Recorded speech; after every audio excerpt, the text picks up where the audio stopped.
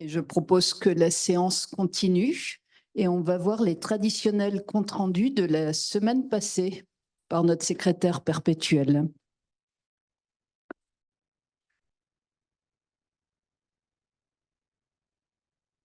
Alors, la journée complète de mercredi dernier était consacrée au cancer œsogastrique. Donc, la matinée était consacrée à des thèmes médicaux et l'après-midi à des thèmes chirurgicaux.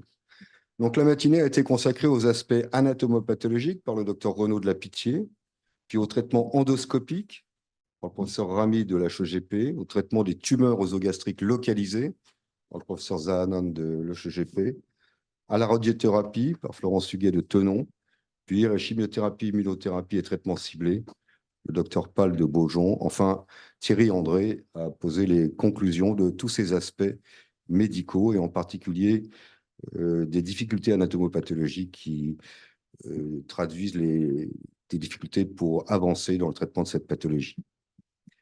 L'après-midi était introduite par Gabriel Rami et Damien Bourrier de Bordeaux sur la prise en charge des tumeurs superficielles de l'œsophage, résection endoscopique versus chirurgie.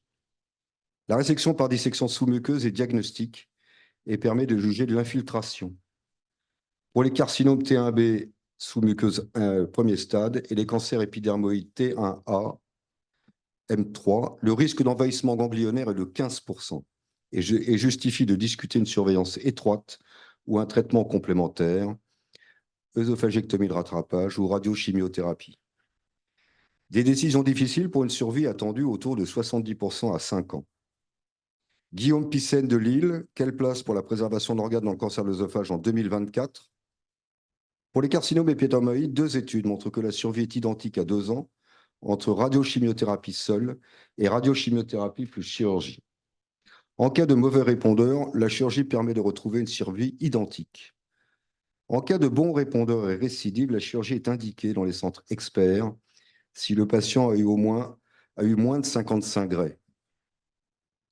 36 patients des patients qui ont eu ce traitement de radiochimiothérapie ont de la tumeur sur la pièce d'exérèse. Si on associe épidermoïde et adénocarcinome, la radiochimiothérapie nécessite une chirurgie de rattrapage dans près d'un cas sur 2. L'immunothérapie pourrait changer la donne. Une surveillance étroite et des décisions multidisciplinaires non retardées pour une chirurgie difficile.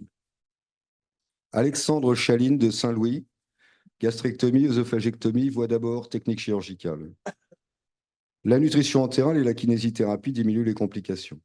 Le décubitus ventral plutôt que latéral donne moins de complications pulmonaires.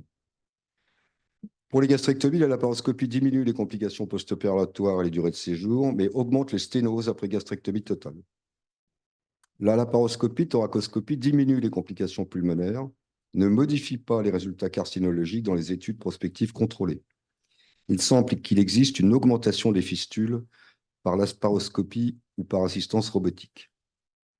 L'intérêt des voies mini-invasives met des interrogations sur le taux de fistule. Enfin, Thibaut Voron de Saint-Antoine, fistule après chirurgie œsogastrique, état des lieux, comment les réduire? Le taux de fistule nécessitant une reprise chirurgicale est de 3 à 5%, multipliant par 3 la durée d'hospitalisation et impactant le protocole carcinologique, les survies globales et les survies sans récidive. Le diagnostic précoce peut être difficile, justifiant scanner et endoscopie pour un traitement endoscopique ou chirurgical. L'utilisation du verre d'indocyanide, l'épiploplestie, le patch pleural et l'œsosponge sont les facteurs de traitement ou de prévention. Un traitement multidisciplinaire et des moyens de prévention. Je vous remercie.